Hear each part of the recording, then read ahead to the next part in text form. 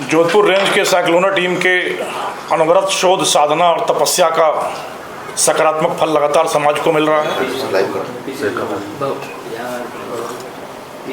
समाज की चादर से आपराधिकता के धब्बों को मिटाने के लिए जो धोबिया पछाड़ का दांव चला रही है साइक्लोना टीम, उसके धमाकों की धमक गूंज के रूप में लगातार गूंज रही समाज में। और उसी की एक और कड़ी में ऑपरेशन नर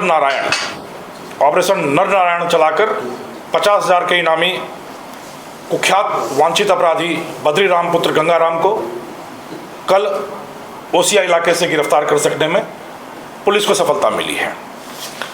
सुरा, सुंदरी, शादी, संपत्ति, सत्ता, संघर्ष और सनक, इन 7 रंगों के सरगम का सरताज रहा है बद्रीराम। बहुत ही रोचक दिलचस्प कहानी रही है बद्रीराम की आपराधिक यात्रा, जीवन यात्रा बहुत ही दिलचस्प रही है। अब तक करीब 44 अपराध पुलिस के संज्ञान में आ चुके हैं, जो दर्ज हो चुके हैं बद्रीराम के द्वारा कारित किए हुए 44 अपराध। मेवाड़ और मारवाड़ के 6 जिलों में अपराध की गूंज मचा चुका बद्रीराम। चोरी, नकबजनी, वाहन चोरी, शराब तस्करी, पुलिस के साथ मारपीट, हत्या का प्रयास, मारपीट, वाहन चोरी, बलात्कार जैसे हर तरह के संगीन अपराधों में लिप्त रहा है कुख्यात अपराधी बद्रीराम। आज से 27 साल पहले अपनी आपराधिक यात्रा शुरू की बद्रीराम ने। जब 10वीं की पढ़ाई करने के बाद अपने ही आवारा भाइयों की संगत में आकर गुमराह हो गया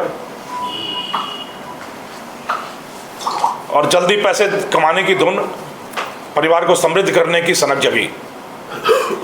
एक चचेरे बड़े भाई की शादी के लिए पहला अपराध किया, गांव के ही कोऑपरेटिव सोसाइटी में चोरी की। और उसके बाद जब चोरियों का, नकबजनियों का सिलसिला शुरू किया बद्रीराम ने, तो 25 मामले दर्ज हुए बद्रीराम के खिलाफ। विशेष रूप से मंदिरों में चोरी का शौकीन रहा बद्रीराम। इलाके के जितने भी मंदिर हैं, चाहे खिंदकौर मंदिर हो, वापिनी मंदिर हो, पुनासर मंदिर हो, मेवाड़ मारवाड़ के ज़्यादातर मंदिरों में कई बार जाकर चोरी की वारदातों को अंजाम दिया। कई बार पकड़ा गया, कुछ महीने जेल में काटे और फिर छूटता रहा। यह सिलसिला लगातार चलता रहा और इसी के साथ कई सारे शौक पनपते रहे। चाहे विलासी जीवन जीने का शौक हो, वैश्यावृत्ति का शौक हो, रंगीन मिजाजी का शौक हो, वो लगातार गलत तरीके से आते पैसों के साथ परवान चढ़ते रहे। पिता का मोह, पिता की ममता, पिता का पितृत्व हमेशा बद्रीराम के जीवन पर एक कहर की तरह बरपता रहा। जेल जाता रहा बद्रीराम, पिता उसकी जमानत कराते रहे। हर बार वादा करता बद्रीराम कि अब अपराध की दुनिया से मैं अपने पैर पीछे खींच लूँगा, और फिर उसकी रंगीन मिजाजी, आशिक मिजाजी उसको फिर से अपराध के दलदल में धकेलती रही।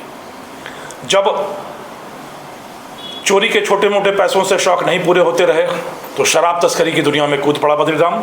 हरियाणा से गुजरात तक शराब की तस्करी के धंधे में एक सूत्रधार बना और लंबे समय तक यह तस्करी का धंधा उसने चलाया।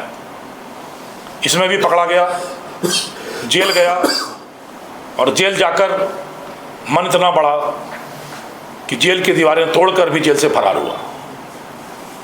जेल तोड़कर भागने के कुख्यात मामले में वांछित रहा बद्रीराम। बट इसी बीच उसके पिता की मौत हुई, और पिता की मौत के बाद जो उसके सर पर जमानत का साया था वो अचानक से विलीन हो गया।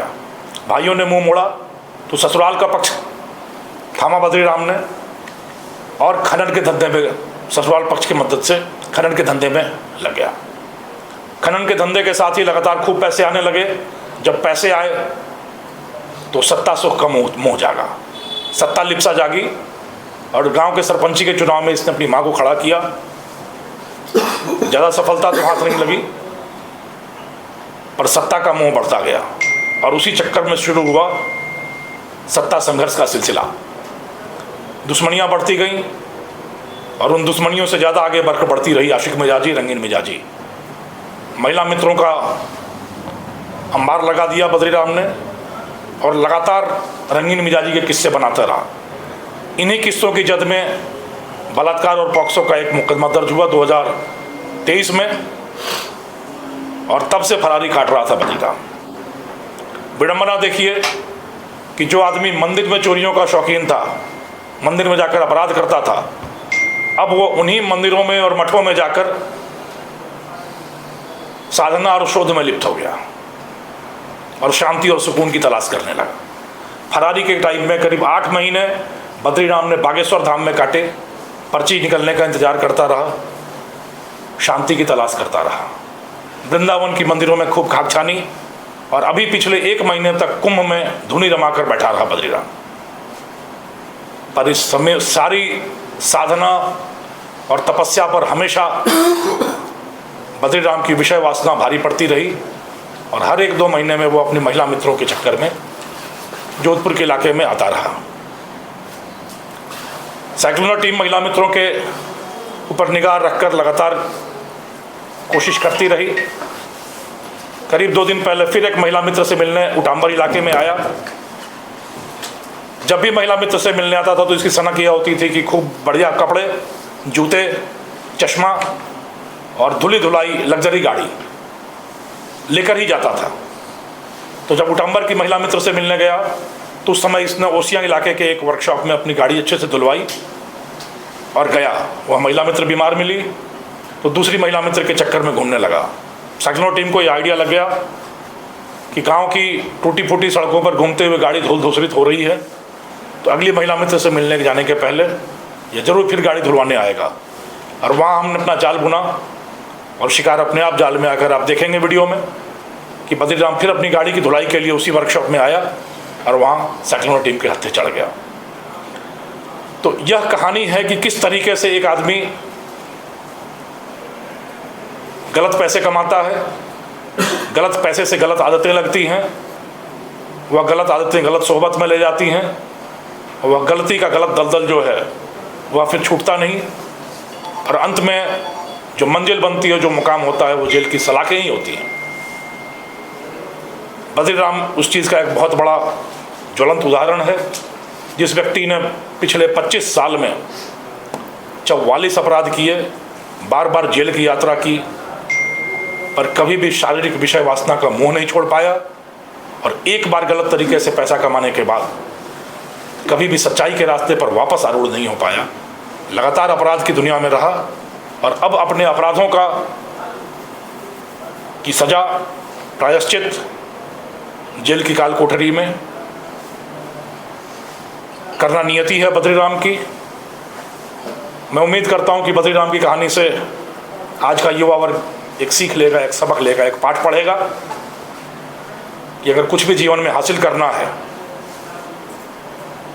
तो अपनी मेधा, अपनी मेहनत और अपने मेरुदंड के भरोसे, न कि शॉर्टकट और बाईपास खोजकर अपराध के दलदल में अपने आप को गर्दन तक डुबाकर। एक बार फिर मैं साइक्लोनर टीम को इस शानदार सफलता के लिए, समाज से अपराध और अपराधियों के सफाये के लिए उनका जो यह बीड़ा उठा रखा है, उसकी अहर्निश प्रयासों के लिए, उनकी लगन के लिए, उनकी निष्ठा के लिए उनका अभिनंदन करता हूं, और समाज से यह अपील करता हूं कि इस तरह के आपराधिक तत्वों को बिल्कुल प्रश्रय न दिया जाए, बिल्कुल बढ़ावा न दिया जाए, और इनके पंख कतरे जाएं।